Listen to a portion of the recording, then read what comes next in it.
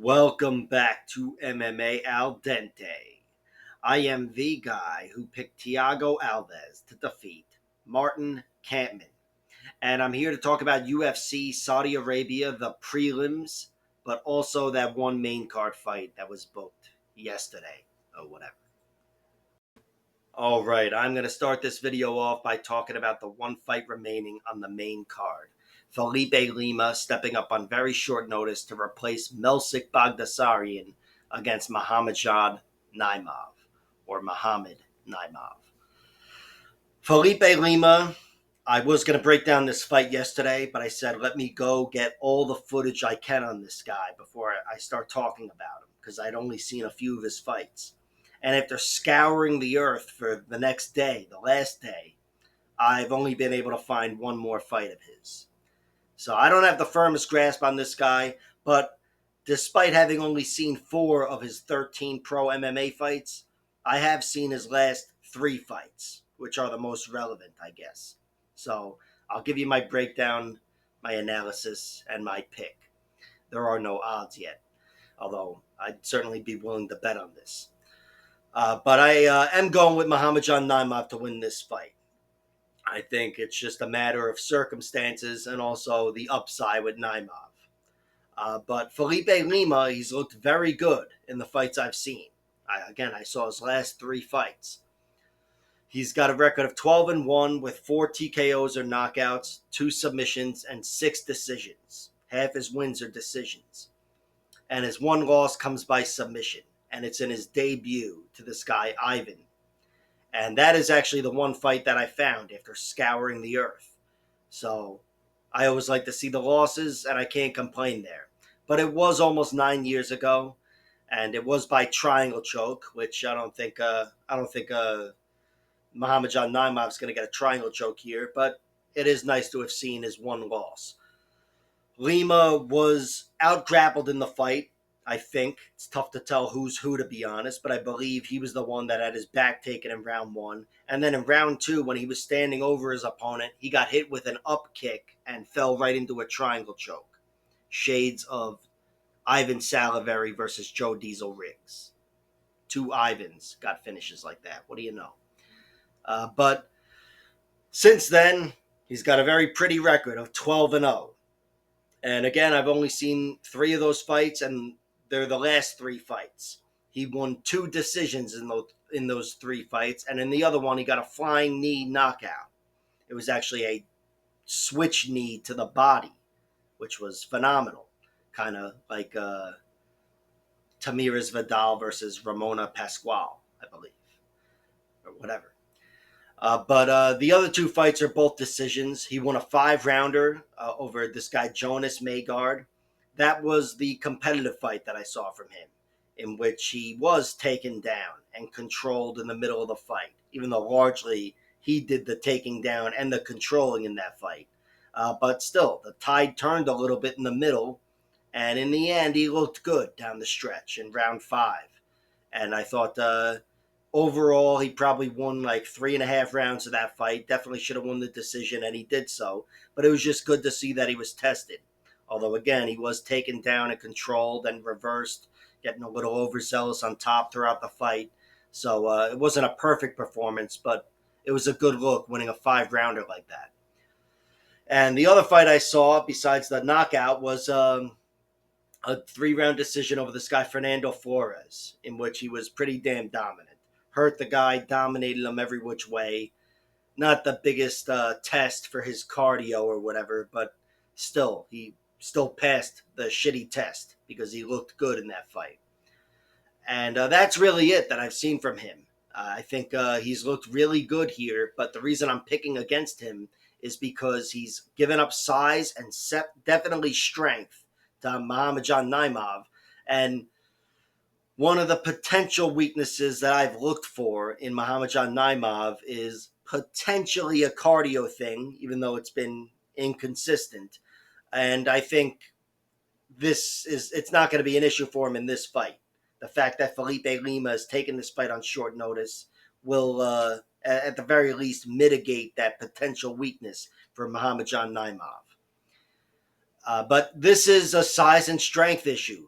Felipe Lima is a guy that is natural bantamweight. That's where every fight I've looked up, he's been fighting at bantamweight, and here he's stepping up 10 pounds against a bigger, stronger, comfortable featherweight in Muhammadjan Naimov. So I think if Naimov is able to get control of him, get inside, he's going to really control him.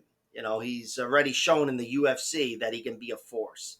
And I think against a smaller man, he's going to be that force. And on the feet, I don't know exactly how the striking is going to match up technically, but I know Muhammadjan Naimov is going to hit harder. Guy's already shown it again in the UFC, even though Jamie Malarkey doesn't have the best chin altogether. Let's be honest. But we know that because of guys like Naimov, who actually knocked him out.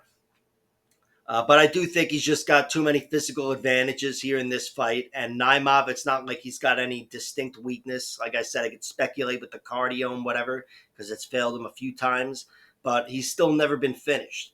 He's got a record of 11-2. His 2 losses are by decision.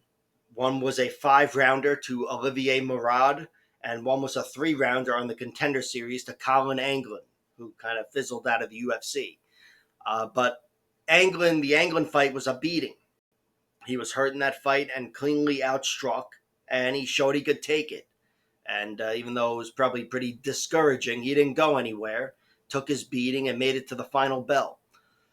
And against Olivier Mourad, that was definitely a close fight. Really could have gone either way. He had a lot of control throughout that fight, really a lot of it. But in the end, he slowed down a little bit. And since the decision did go the other way, that's what I'd have to point to. He slowed down, and Mourad, especially in round 5, was all over him. And maybe it still wasn't enough, but again, that's what you have to point to since he lost the decision. But that was a 5-round fight. This is a 3-round fight, and he's the guy on a full camp. I don't think cardio is going to be an issue for him. I do have to mention that he did also lose round 3 to Nathaniel Wood as well. Nathaniel Wood was really coming on strong, and Naimov, who had a lot of success early on in that fight, in the end was kind of in survival mode and just waiting to make it to the final bell without getting his ass kicked too badly so he can win a decision and go home, which is what happened, to be fair. But yeah, he's a guy that is more reliable. Of course, I've seen much more of the footage, but I think with his durability being there for him, taking away any surprises from Felipe Lima, he will get the better of him on that physicality level, just being a little too much for him. A guy like Jamie Malarkey, who was really taking it to Naimov. Jamie Malarkey's a lot bigger than a guy like Felipe Lima. And he was also able to move well on the outside and whatever, which that could be an advantage for Lima, of course. But Naimov, I think, will be able to wrangle him and control him much more easily than he could a guy like Jamie Malarkey. So without having seen Lima lose any other way but triangle choke, which I don't consider a path to victory here for Muhammadjan Naimov, I'd have to say Muhammadjan Naimov wins a decision. Perhaps if he is winning the fight I imagine he wins, a late TKO is possible. I don't know what kind of shape Lima is in, but I know if things aren't going his way, he's going to have a bigger, stronger guy on top of him. So there's a chance he gets mauled. But I am going with Naimov winning a decision for this fight. He's only got 3 of them in his 11 victories. But this guy, Felipe Lima, seems to have good cardio. No issues there. And he handled when he was taken down and controlled in the 5-rounder I saw against the guy Maygard. He handled himself well. He was the one advancing when he was on top. But when Maygard was on top, there wasn't a lot of advancing. He kept him at bay, half guard or whatever. But he didn't concede any 10-8 rounds or get his ass kicked too badly. But I am going with Naimov. I think Naimov will be able to, at the very least, control Felipe Lima. And if things really go his way, maybe he could dominate him and put him away. So Naimov is the pick. I'll wait to see the bets and the props and whatever else. But he's definitely the pick. And with a gun to my head, I'd go with the decision. But again, 4 fights out of 13 fights. I don't have the firmest grasp on Lima. This is just a pick based on my faith in Naimov and also the shitty circumstances surrounding Lima and his UFC debut. Event of the prelims, we have Nasrat Haqparast taking on Jared Gordon. My prediction for this fight is Nasrat wins. I guess I'll go with him winning by decision. But if Nasrat is going to beat Jared Gordon, knockout is certainly on the table. And as for Jared Gordon, if he's going to win this fight, I'd say with much more certainty that it is by decision. So considering he's a 2-1 underdog, I'll look for the props and see if it's worth throwing a sprinkle on. But Nasrat is the pick and the bet. I think he would win the decision if it did go to a decision. And I think certainly if somebody got knocked out here, it's Nasrat. And I guess Jared Gordon would win via submission, but whatever. Not too much weight on that submission thing. But Jared Gordon, he's a guy with a 20-6 record. He's got 7 TKOs, 2 submissions, and 11 decisions in his 20 wins. Been a reliable point fighter in the UFC. Only one guy beat him by decision, and it's Paddy Pimblett. And that was a fight he arguably should have won. I argued that. So his decision record could be 12-0, very easily. So he's an excellent point fighter. But his 6 losses, however, 4 of them come via knockout. Really 3 of them. One of them's an injury to Jeff Lentz way back in the Northeast regional scene. But the 3 knockouts, he was finished brutally against Charles Oliveira, against Carlos Diego Ferreira, and against Joaquin Phoenix. But yeah, they were 3 rough losses, and those are all, even though they're jiu-jitsu guys by reputation, they're deadly guys on the feet. And of course, I have to mention he was knocked unconscious against Bobby Green. That was a little over a year ago. It was a bullshit stoppage because he was clearly hitting the head with a headbutt, but the concussion isn't bullshit. That happened. So consider it a strike against his chin. And the one guy to submit him is Grant Dawson in round 3 with a rear naked choke. Little forgiveness there. I don't think that's a path to victory for Nasrat Haqparast. But I do think Nasrat is going to win this fight with his striking. Nasrat is a guy that protects himself better than a guy like Bobby Green. Jared Gordon was getting off on Bobby Green, beating him to the punch. And Bobby Green had his way with Nasrat on the feet in their fight, a 3-round decision. But I think Nasrat's a guy that protects himself well. And I do think, even though they've all got tricks up their sleeves on the feet, Nasrat's left hand is the best weapon on the feet in this fight, and probably the most consistent weapon. He's got a record of 16-5, 10 knockouts, and 6 decisions. A lot of his knockouts take place on the regional scene, as is the case with most fighters. Since he made it to the UFC, he's only had a few of them, 2 knockouts. Joaquim Silva, who he got out of there in round 2, and also recently against Jamie Malarkey, who we got out of there in 2 minutes. Again, Jamie Malarkey, not such a great chin. But Nasrat definitely has good power. I think he's got obvious sharp striking, and I think his hands will get the better of Jared Gordon. They're deadly enough to put him away, but I don't know if that'll happen because, again, he's been more of a point fighter at the UFC level. His 5 losses are 1 by knockout, 1 by submission, and 3 by decision. The 1 knockout comes to Drew Dober, who caught him clean in a minute. Drew Dober, I think, was just a bad matchup for him. His 1 submission loss happened almost 12 years ago against this guy, Adrian Roof, and that was a triangle choke in 1 round. I don't think Nasrat's the best grappler, but he hasn't been tapped since, and that was his debut, so a little forgiveness there. And then his other losses are all decisions in the UFC. Marcin Held beat him by decision. Then Dan Hooker and Bobby Green. Bobby Green was on the feet. Dan Hooker grappled him, and Marcin Held grappled him. So I think Jared Gordon would be best served trying to out-grapple Nasrat Haqparast. Not because Jared is Grant Dawson, but he's definitely the better grappler between the two. and I think that's where he'd have the most success. But on the feet, it's closer, but Nasrat, I'd give the advantage, and I do think it's going to take place on the feet. So I think it'll still be a close, fun striking match, but Nasrat will get the lead. And of course, if things change on a dime and somebody's lying unconscious, it's going to be Nasrat Hapkaras raising his hand. So Nasrat is the pick and the bet, and I will wait to see the props because, again, there's a chance Nasrat knocks out Jared Gordon, of course. And if Jared Gordon is to win this fight, I'd say it is definitely by decision. Dalby. My prediction for this fight is Rinat Fakhretdinov wins a decision. I think he's going to be a little too much on top of Nicholas Dalby. I don't think he'll go through Dalby and get a finish, but I think he will be too much and control Nicholas Dalby for the majority of the fight. But Nicholas Dalby, I do think, is better than a 3-1 underdog. I think he's very much in this fight, and especially if he's able to keep this one standing down the stretch, I expect him to be the better man in round 3.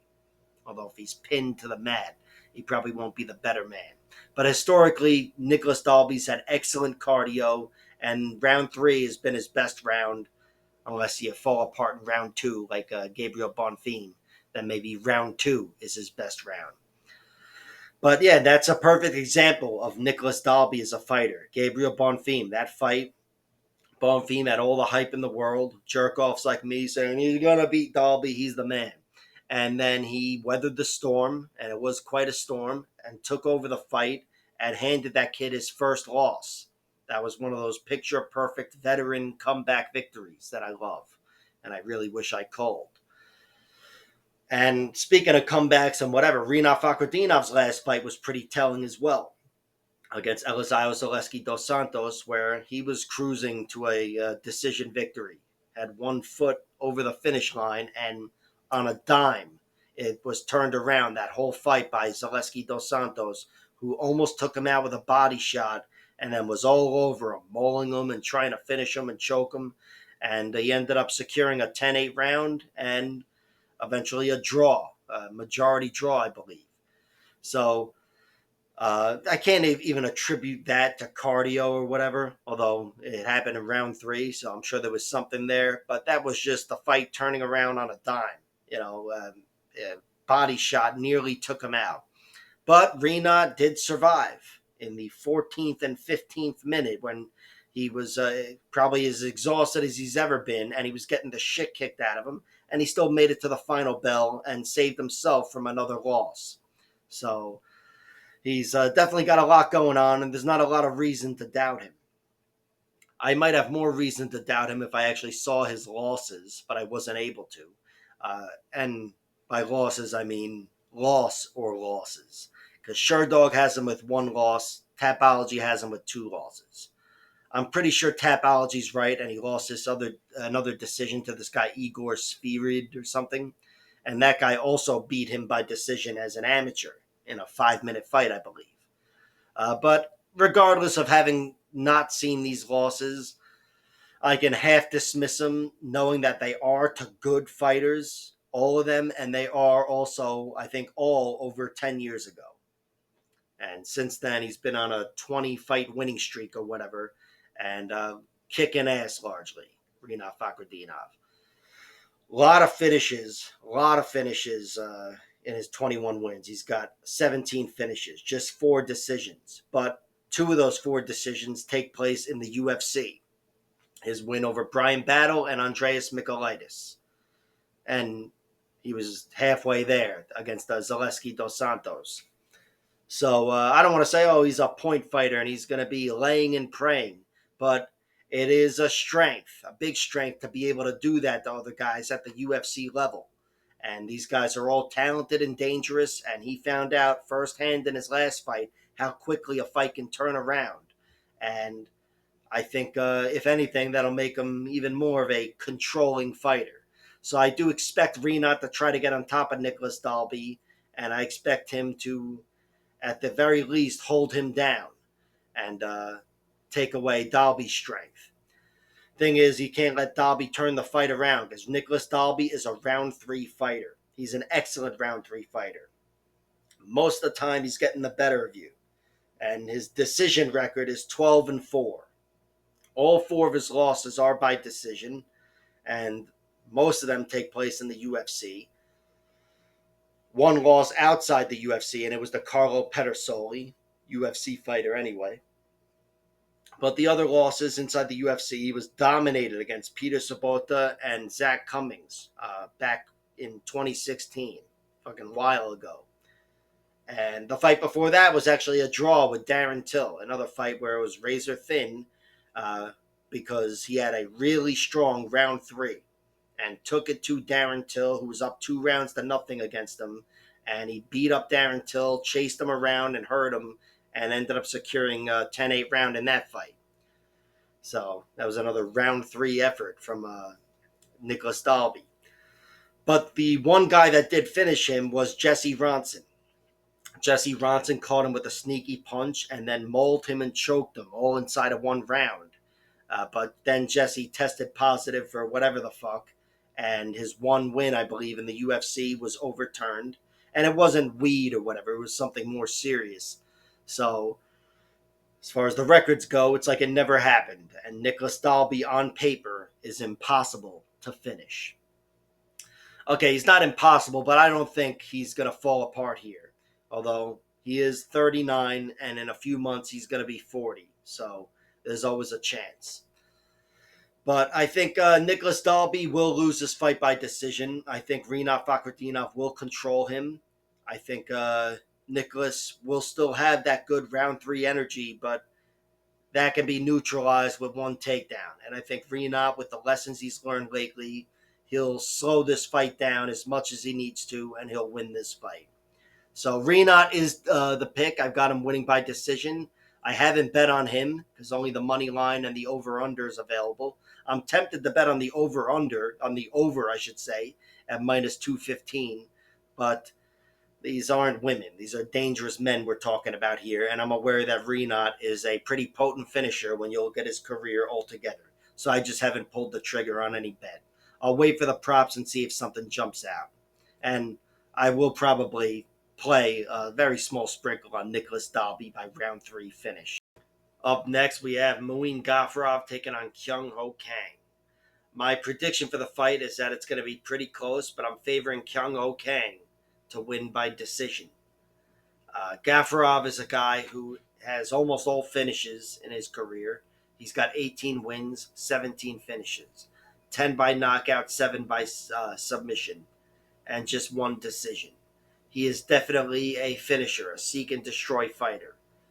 But he's also a guy who, when it does go the distance, he typically loses. He's got 5 losses by decision and just 1 loss by finish, which was in his last fight with a submission loss, a guillotine to Said Nurmagomedov.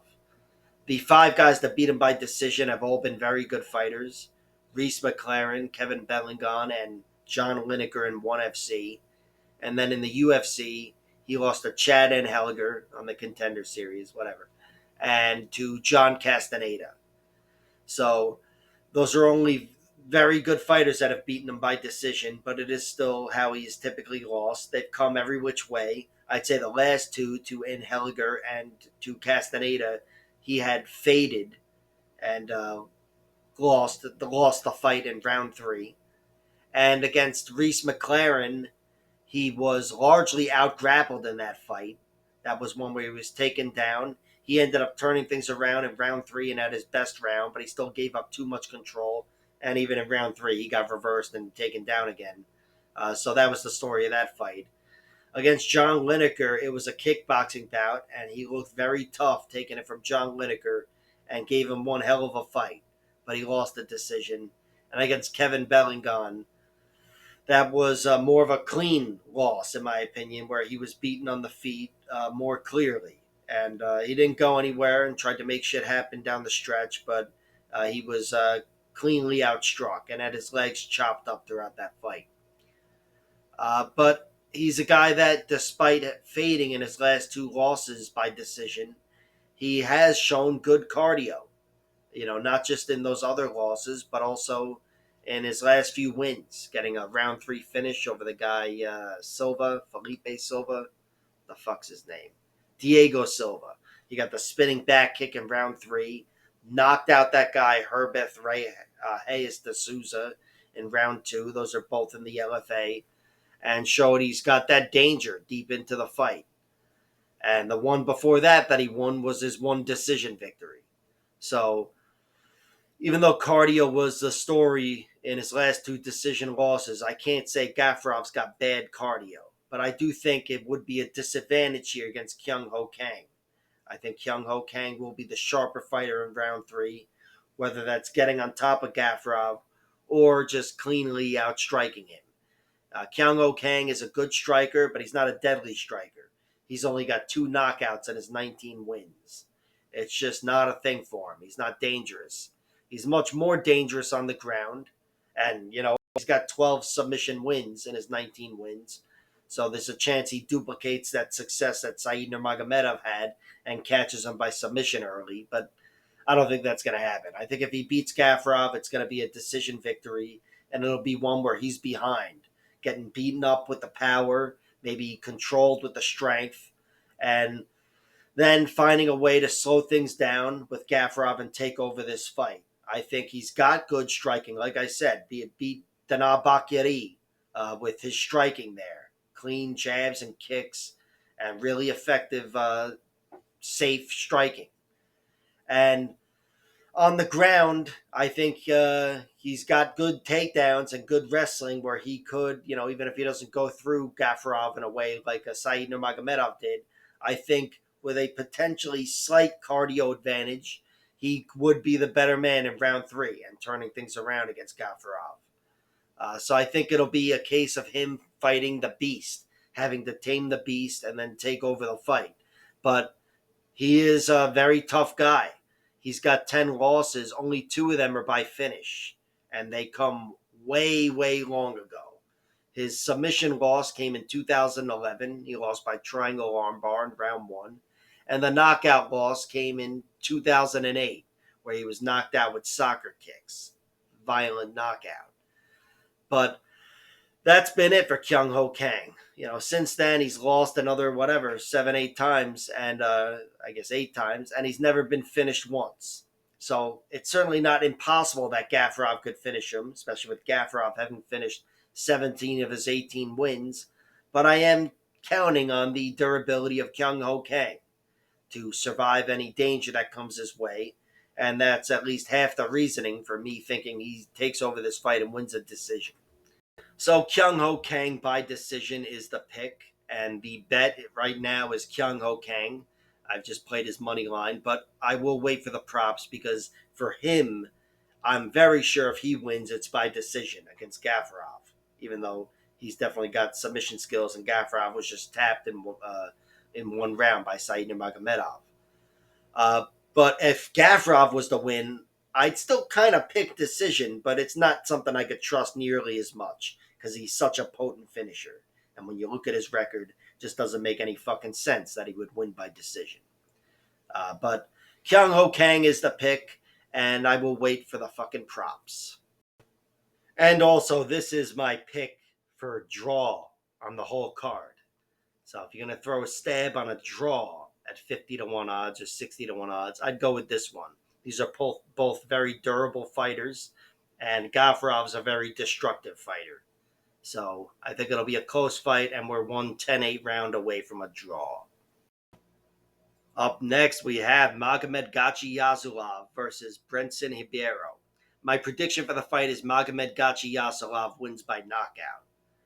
And it's because he's looked very good in his short professional career, and he's actually got a decently long amateur career as well. But it's mostly based on the fact that Brenson Ribeiro has looked pretty vulnerable. He's a guy who's been finished by knockout in three of his fights, 3 of his losses. And, of course, the last of which comes in his last fight to Ming Yang Zhang in his UFC debut. And here he's fighting a guy that he's a little bigger than, but these guys come close enough to matching each other physically. And I just think Gadzhiyasulov is the guy that, above anything else, I can trust to be more healthy. And that's what I'm considering the difference maker. Gadzhiyasulov has a record of 8-0. He has 5 TKO victories or knockouts, just 1 submission, and 2 decisions. The 2 decisions come in his last 2 wins. He beat Jose Medina on the Contender Series, really beat him up, and Jose took his beating and took it well and actually got signed to the UFC off the loss. But Gadzhiyasulov looked really good there. And before that, he beat this guy, Mohammed Saeed Malam or something.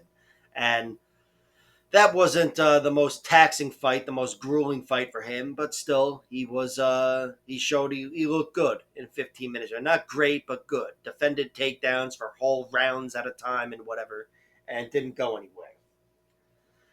And everything else before that was a finish. Like I said, 5 TKOs and 1 arm triangle submission.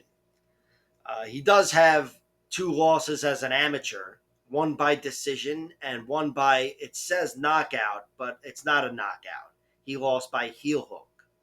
He had his leg laced and he was tapped out at the end of round 1.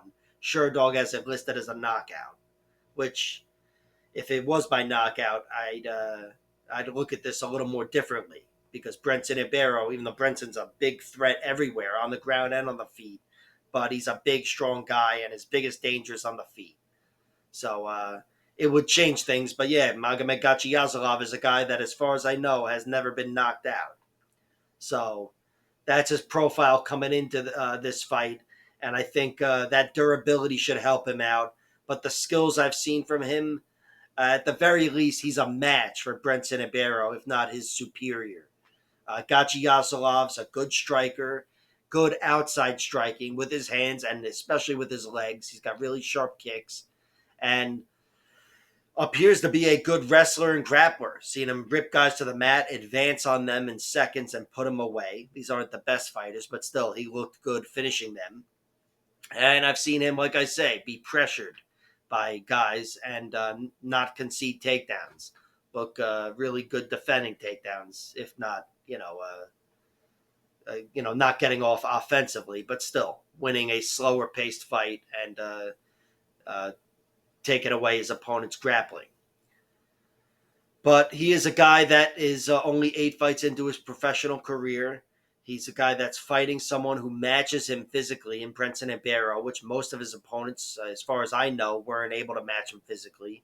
Every fight I saw, he had a few inches on the guys, but here he's an inch shorter than Brenton Ribeiro, and Brenton Ribeiro is probably twice as dangerous as anybody this guy's fought to begin with. Brenton has a record of 15-6. In his 15 wins, he's got 15 finishes. 9 by knockout, most of them being knockouts, and 6 by submission. He gets it done every which way. Just such a potent finisher. But his losses pretty much tell the same story. He gets put away every which way. 6 losses. He's got 3 by knockout, 2 by submission, and 1 by decision. The knockouts, I've seen 2 of them. One of them, the one that I haven't seen, was in 1 minute. So I'm thinking at the very least he was rock silly and put away, and at the very most he was knocked unconscious. But in the other 2 that I have seen, he was knocked unconscious. This guy, Marcio Breno, forced a stoppage on the ground with ground and pound.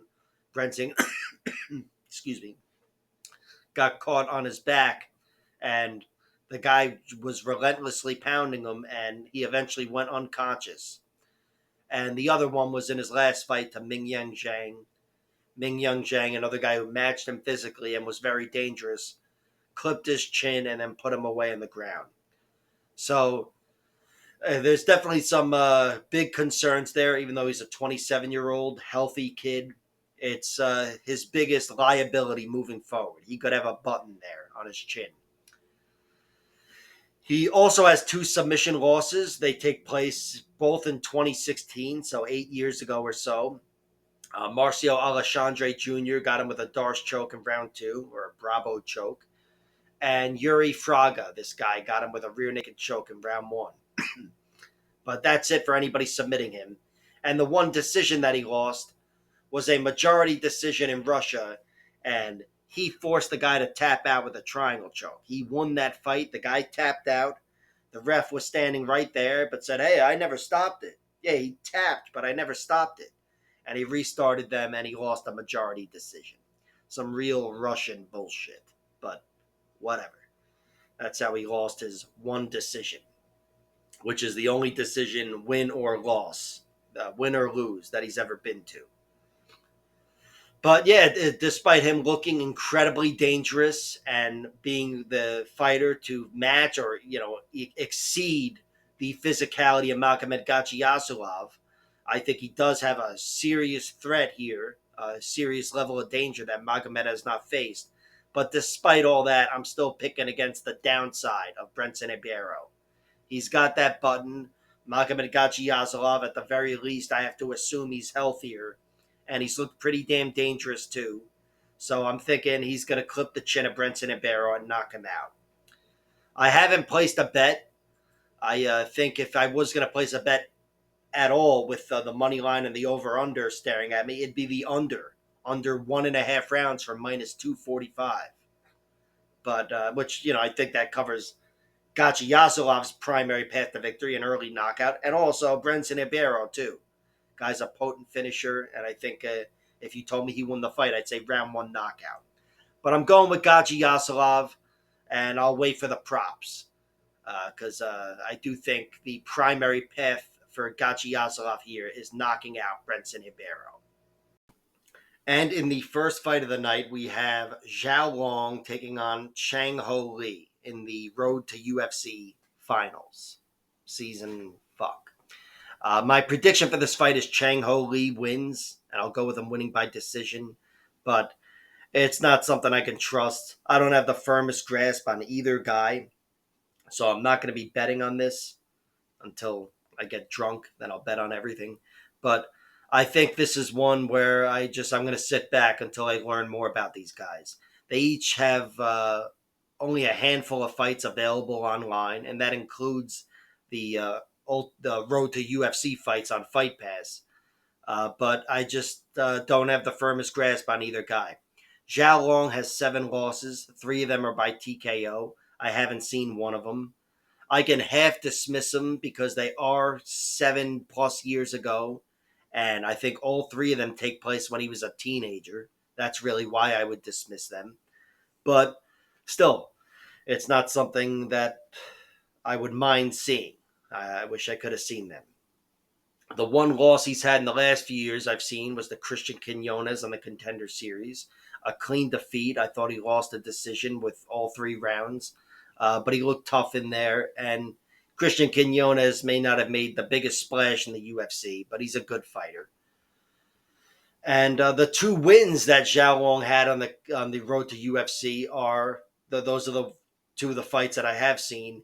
Majority decision and split decision victory. Really close fights, both of them, where he was controlled and taken down in both fights for periods of time. But in the end, I thought he made a strong round 3 effort, and that's what won him each fight. So cardio, at the very least, is not a problem for Long Xiao, but it could be an asset for him. But speaking of which, it's been an asset for Chang Ho Lee. Chang Ho Lee, he's got a 9-1 record. His one loss was a decision back in 2022. That is one fight that I was able to see. And it was a fight where he was out-grappled.